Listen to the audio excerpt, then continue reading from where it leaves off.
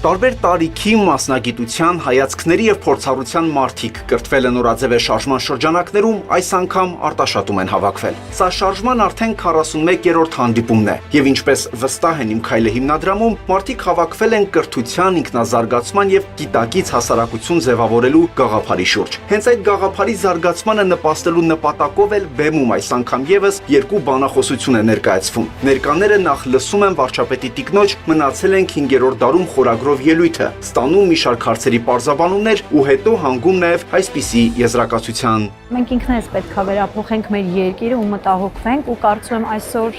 այն ինչ որ ունենք, դա գալիս է նրանից, որ մենք ինքնակրթված չենք։ Այսինքն երկիրը գնալու է կործանման, ես այդպես եմ կարծում, եթե մենք շարունակենք այսպես մտածելով ամեն մեկս ինքներս մեր շահի մասին։ Պետք է ավելի շատ աշխատենք ու կրթենք մեր երեխաներին ու փորձենք մի փոքր մտածել մեր երկրի բարության մասին։ Այս շարժման մասին իրենք ներկաները խոստովանում են, տարբեր հակասական կարծիքներ են լսել։ Նաև հենց դրա համար են եկել, որ իրենց աչքով ու ականջով տեսնեն ու լսեն, թե ինչի մասին է կրթվել է նորաձև շարժումը եւ ինչ ուղերձներով է այն իրականացվում։ Այսօր այստեղ գտնվելով համոզվեցի, որ վարչապետի տիկինը Աննա Հակոբյանը մեխը դրված էր հիմնականում կրթության վրա, որ մենք ինքներս մեզ փոխենք, փորձենք կրթվել եւ աշխարհին փորձենք ուրիշ աչքերով նայել եւ անընդհատ շեշտադրվում էր մեր անցած պատմության վրա,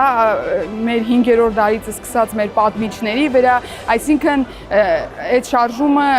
ամբողջովին նրա մասին էր, որ մենք պետք է չմոռանանք որտեղից ենք եկել, ինչ դժվարություններ ենք անցել եւ փորձենք ամեն օր ինքներս մեր վրա աշխատելով գնանք ավելի դեպի առաջ, գնանք լուսավոր ապագա, մեր երեխաներին էլ փորձենք կրթել ավելի ճիշտ ձևով։ Հիմնականում այդ հասկացա, որ Արտաշատում հավաքվածներն էլ հասկանան, թե ինչ հասել է իրական Հայաստան, վարչապետն այստեղ եւս ներկայացնում է այդ խորագրով իր բանախոսությունը, շեշտելով հայրենիքի եւ պետության մասին իրարամերժ ընկալումները, դարձյալ այդ ամենում ընդգծելով կրթության առանցքային դերը։ Հատկապես ուզում եմ առանձնացնել պարոն Փաշինյանի միտքը, որ եթե ցանկանում ենք վերափոխվել, մենք պետք է պատրաստ լինենք ոչ թե առաջինը վերափոխել աշխարհը, այլ պետք է առաջինը պատրաստ լինենք վերափոխելու մեր կյանքը, հետո երկիրը, հետո նոր աշխարհը, ոչ թե աշխարհից պահանջենք վերափոխվել, այլ ինքներս ցանկանանք վերափոխվել։ Ինչու եմ կարևորում կրթվել է նորաձև շարժումը եւ ինչու եմ հենց կրթությունը համարում նորաձև մեր օրերում,